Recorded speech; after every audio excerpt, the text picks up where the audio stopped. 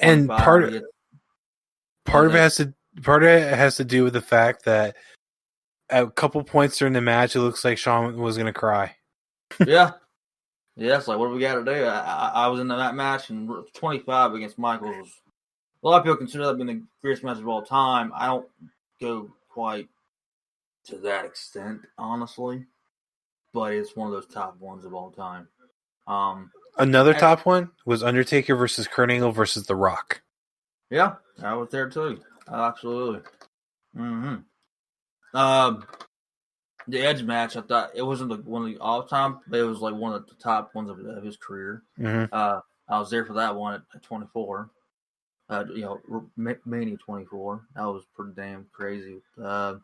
Pretty good. Man, he's had some great matches. It's hard to even put one over the rest. I mean, he had that Hell in a Cell with Edge too, which is great. Mm-hmm. Austin matches were really.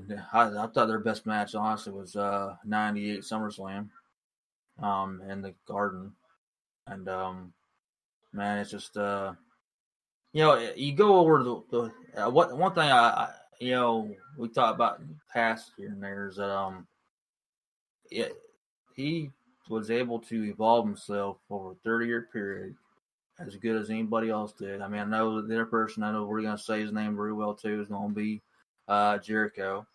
But if you go back to how his career was, he had more volume, I guess, to more popularity through 30 years. But he had a different character. It's just he had a more appealing character to a lot of people. But 30 years, I mean, he evolved himself, but he knew he had to. And it was hard for the company to keep him going in some ways, because it's like, who do we give him for an opponent? And it was hard. So you try to find the big guys, try to find the smaller guys that match him just fine. And it's like, when they brought Kane in, it was like, Pritchard himself is like, okay, we can give him Brett, we can give him Michaels, but who do we give him that's a threat to him? So there's somebody, it's great matches they have, but who's a threat? And obviously brought in Kane, and I'm glad Kane lasted as long as he did. They brought in somebody else too. That's a big guy, the Big Show. Oh yeah, well, yeah. That was like that was a good way to start off a Big Show in his career. I mean, I know he started in WCW, but and they tried with other big guys too. It didn't really work, obviously, nearly as well. They did. I'm glad that Kane was just supposed to be one off for a little short period of time. I'm glad that continued, and obviously, Big Show was good rivalry for him. The worst ones, I definitely, on the top of my head, would be Heidenreich, Nathan Jones, and Mordecai. Matt Morgan. Matt Morgan was not a great one. Obviously, there's John Gonzalez that he was not happy about. Diesel was better than those, but they weren't. I mean, it wasn't like saying phenomenal. I'm not going that way. I'm just saying it was better than those. In my opinion. Also, hang on. Great Khali. Well, yeah, I mean, Great Khali had like 5 moves. I thought he had like 2. I was being gracious. All right. So one of the things I never understood, because we're talking about the size thing, Scott Hall is not that much smaller than The Undertaker. I don't understand why people that, because like Undertaker, he's a little bit smaller now. He's a little bit, but I mean, Undertaker is what, 6'9"? 6'9", 6'10". 6'10"? Yeah. So he's maybe a half a foot bigger than Scott Hall. Oh, you're talking about only height? Yeah. Well, Scott Hall, I mean, is a big dude too, but what is Scott Hall? He's either 6'4" or 6'5". Well, that's still shorter than him. Yeah, but it's not like it's Sean Waltman. 6'7", actually. Really? I think it's that. I don't know. I guess they just didn't see that them two could really have a great storyline. I guess, or maybe they just didn't book it for that. I don't know. The only reason I thought of that is because Scott Hall was not much shorter than Kevin Nash, and Kevin Nash and Undertaker are really close in height. Yeah. Yeah, I don't know. I guess they just didn't feel like it would just didn't. I guess put in the books. I guess I don't know. No, I haven't heard anything over the years why they didn't do anything with Scott or at least Razor. He would have been doing that rivalry would have been better if he was as Razor, not Scott, years later. Who? If you're gonna put Razor versus Taker, it would have been better than that. Then it would have been better having Scott Hall versus Taker when Scott Hall came in with the NWO. I don't know, maybe Razor versus Taker would have been that character wise and or it was obviously in life, mentally and everything would have been a lot better in the '90s. That's hard to really. There's more big guys that he had some fun with. I guess wasn't great, but a little bit fun with King Kong Bundy, but it wasn't great, obviously. It's hard to pair Taker with somebody over the years. It was hard, and that's why you go back early 2000s when they brung in those other guys I mentioned, Nathan and Mordecai, and they had Heidenreich. They're just trying to find somebody, right? And of course, SmackDown. That was really his brand. I mean, I know it's The Rock's word, but he was the one who pretty much was his flagship show. So if you were to put Undertaker in one word, what would it be? In one word? What if you had to describe Undertaker in one word? What would it be? Legend. Everyone says phenom. I'm not a fan of that phrase for the Undertaker. I think he's a legend.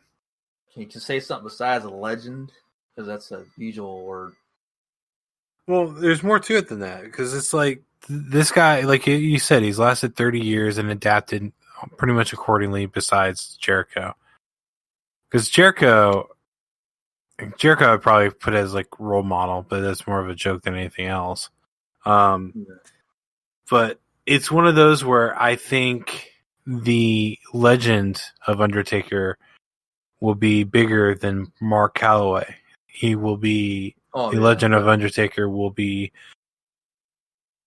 and for wrestling fans, will be bigger than Hulk Hogan. Non-wrestling fans, no, it won't be, but I think the legend of Undertaker for wrestling fans is going to be bigger than Hulk Hogan. And that's why it's like,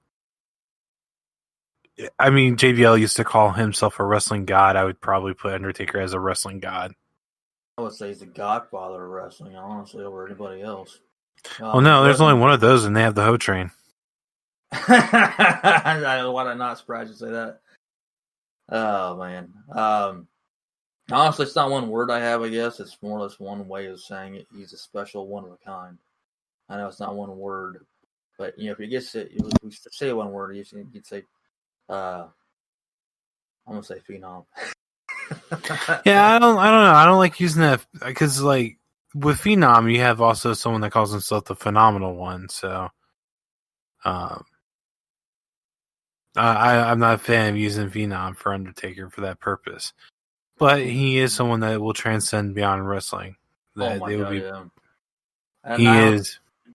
Huh?